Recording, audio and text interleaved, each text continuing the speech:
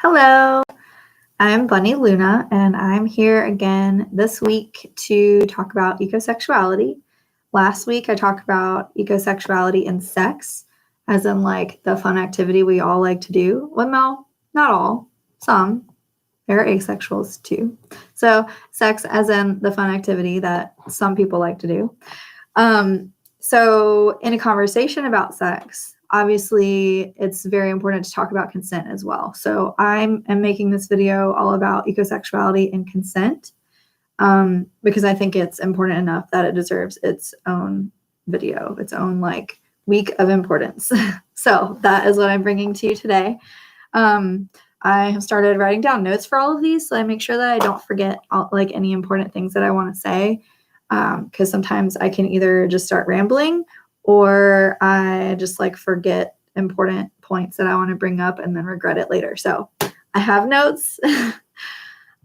So I will get started. I do want to start this one with a content warning.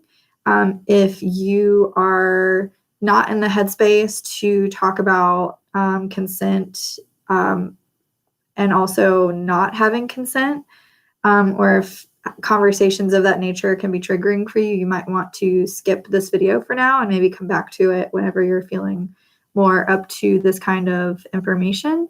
I don't talk about any like specific acts or anything, but like the word, the R word will come up. So if you're not in a headspace for that today, then I totally want you to take care of yourself. Like your health and mental health and feelings are more important than, forcing yourself to, listen to this or anything of that nature. So that's also a big part of consent. Let's have self-consent for ourselves and understand what we can and cannot handle and following what is best for our bodies and our minds and our hearts and our spirits. So without further ado, content warning is, available for those who need to take a pause. So in a conversation about consent, I want to do a really, really, really super brief overview of my conversation of sex last week, just so if you either forgot what my definition of sex is, I'm just going to let you know. So sex is a consensual pleasure exchange between one or more beings. And I am not specifying people because in my heart and in my opinion and in my way that I view sex, it is possible to have sex with people, plants, animals, the earth.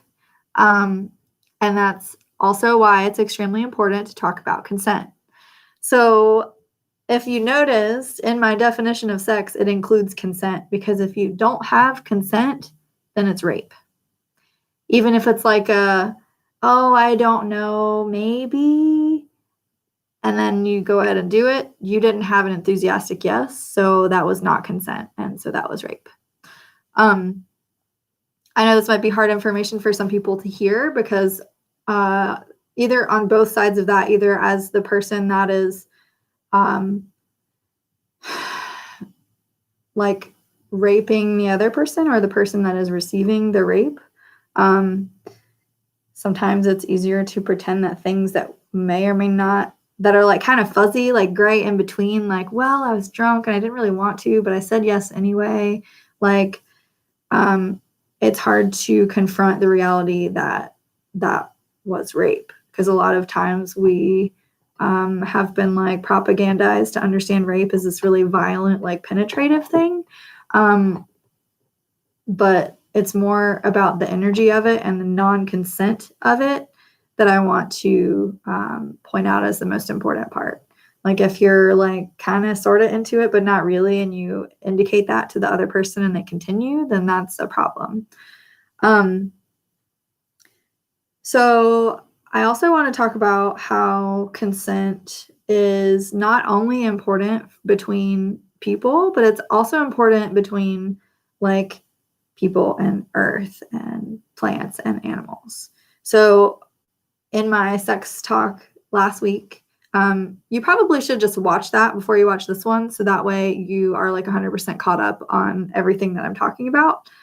So if you haven't watched the one from last week, pause this and come back just so that I don't have to repeat things. Okay, cool. Thank you. So now that you have watched my talk on sex last week, now you're ready for this one. So as we all know, consent with people involves communication and paying attention and like understanding like body language and nonverbal cues. That's like what we're used to, is like most used to is communication between, like yes and no, like verbal communication. But there's also like, like body language is also very important. Like if you say yes, but you're really like pulling away, that's probably not actually a yes. That's probably a yes that they feel like they have to say. So body language is also just as important as verbal consent is, because some people, especially survivors of abuse, specifically like especially sexual abuse, they a lot of times have a hard time like verbally communicating things that they need, such as like stopping or like saying no. It's hard to verbally like express their needs. So paying attention to body language is also extremely important. And I want to now bring this into sex with like plants and things that we don't have verbal communication with, because it's still just as important. Like we don't want to like be doing something with a plant that the plant is not consenting to. Because like I said, if you don't have consent, then that is inherently rape. So plants communicate with us energetically and like intuitively. So some ways that plants might say yes in terms of consent, we can't hear like the plant doesn't have a mouth. They're not going to like verbally say, oh yeah, let's do this. They will communicate with us in different ways. So some of the ways, I've written them down so I don't forget any of them. And this is not an exhaustive list. Like this is, if you have a deep connection with a plant, then you will be able to communicate with it energetically and intuitively, and have an understanding of consent. But some ways that you can know that I have compiled are, so a plant's yes can be like pleasant tingles, like in your fingers or your toes or your head or your body in general. You might feel like instant clarity. You might just have like a knowing. You might feel like a positive warmth spreading throughout your body or certain places. You might see like a brightness radiating from the plant. Or you might just have like literally the word yes just like appears in your mind. Like you might just like have a feeling of yes and like an understanding like just intuitively of yes. Those are some of the ways that we can receive consent from specifically plants or anything that we don't have like verbal communication with. And on the other side of that, a no from a plant can feel like a heaviness in your body, just like a thickness, a heaviness, like a weighted down kind of feeling. You might have a feeling of retraction or a feeling that you need to distance yourself. You might have the word no appearing in your mind, or just like an intuitive understanding of no. These are some of the ways that plants will communicate a no to you. And a lot of this, I know that it's difficult if you aren't used to communicating with plants in general. It involves a lot of like feeling into your body and like allowing the energy to come into you of the plant, so that way like you can receive it. Like you don't want to just like force yourself on a plant or an animal or anything. Like you need to like get still and quiet and pay attention, so that way you can receive the information and understand the information and be able to process the information and then move forward with a knowing after you've received the information. It's not too different from communication with people. It's just a little more nuanced. So, let's see. Consent is extremely important, and it is not only for sex. Consent is also important for like having a conversation about certain topics with people, especially if you know that they're like more complicated or heavy topics. You want to get consent before you just dump all this information at someone. You don't know what kind of day they've had. Consent.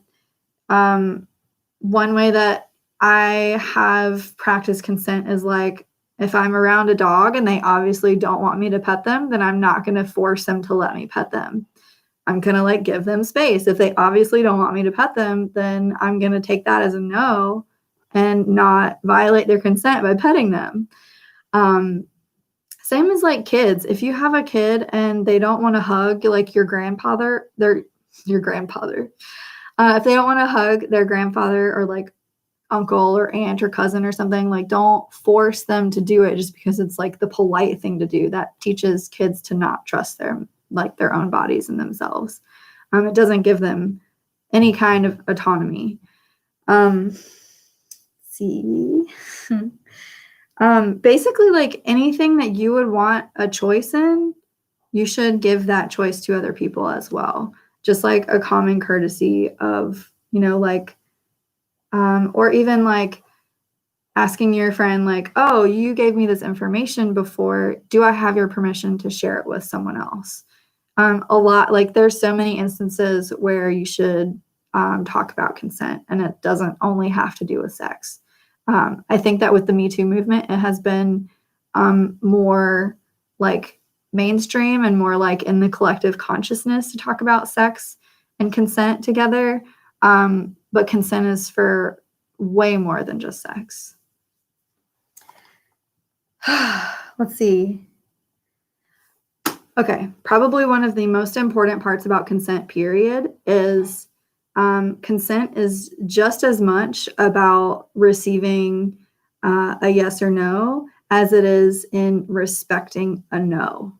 If you receive a no, be like, okay, I'm going to do something else now. Like, I'm going to, like, if it was for sex, like, okay, I'm going to not have sex with you because you obviously don't want to.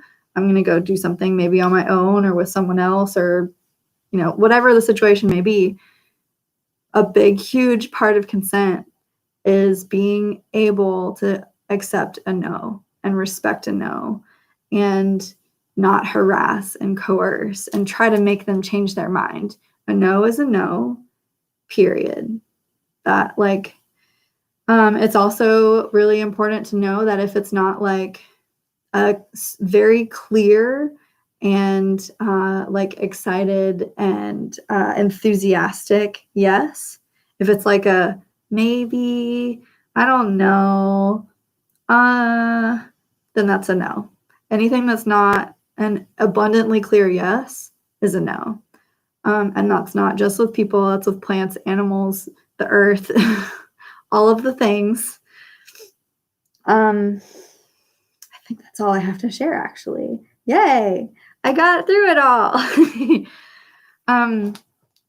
If you have any questions about consent or sex or any of the things I've talked about through the lens of ecosexuality, go to my website and send me a message. I have a contact section there under bunnyluna.com, and you can it'll like send an email directly to me, and I will do my best to answer it. I might even make another video to answer your question, depending on how in-depth it is. I also would like to invite you to join me in my weekly live video gatherings that I have with members of my website. We often will talk about like the videos that I make on Mondays. Sometimes we'll talk about books. Sometimes we'll talk about our days. Sometimes we'll talk about like all kinds of things. But it's just every week I make time to spend with the people that support me and love me and want to hear what I have to say. And I really love setting that time aside to spend with them because it really like enriches my week. And I love the little community we've started there. So if you would like to join us, it's every Thursday at 6 p.m. Eastern time, and you can be like any membership level is has access to these live video gatherings. And I have memberships starting as low as $3.33. So it's less than like a cup of coffee. That's under the Pay What You Can membership, which I just started. You can pay anywhere between $3.33 to $177.77 a month in order to be a member. And the different memberships have different accesses and different things that they like, different rewards that they get.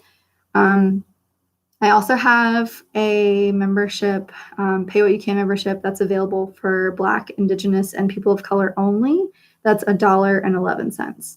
So if you really love the things that I have to say and you would like to support me and come along on this journey with me, you can join for as little as $1.11 if money is a barrier. If it's still a barrier, even at $1, send me an email. I would love to be able to accommodate you in any way that I can. I think it's important to be accessible. And I love the fact that the people that pay the higher memberships, that have the like economic means to be able to pay those, they are the reason that I'm able to have the Pay What You Can membership, which makes it accessible to everyone else. So if you do have the means to pay more, I definitely encourage you to do so. So that way you're able to make room for more people that don't have the economic abilities that you have, the economic privilege that you have. I also do one-on-one video chats that are just like, you schedule it yourself based on, like, I have a calendar thing set up and you just like pick when you want to come, and it's video chat and we just, talk about whatever you want to talk about. I'm really excited to do those. They're very fun. Yeah, I have all kinds of ways that you can communicate with me online, and I would love to hang out with you.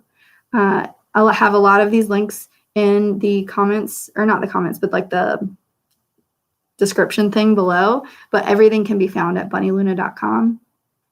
Also have the schedule of all of these video chats on my website as well, if you'd like to see what else I have coming up. And after July, I don't have any concrete plans for what I'm going to talk about. So if you have anything that you would like to hear from me, please share that with me as well. I would love to hear what you want to know, because I might make it into one of these weekly videos. So thank you so much for joining me here. I love sharing this information with you and doing thought experiments of my own about ecosexuality. Doing these videos has helped me really delve into my feelings on ecosexuality even more. So I appreciate y'all for holding space for me in this way. I love you. Bye.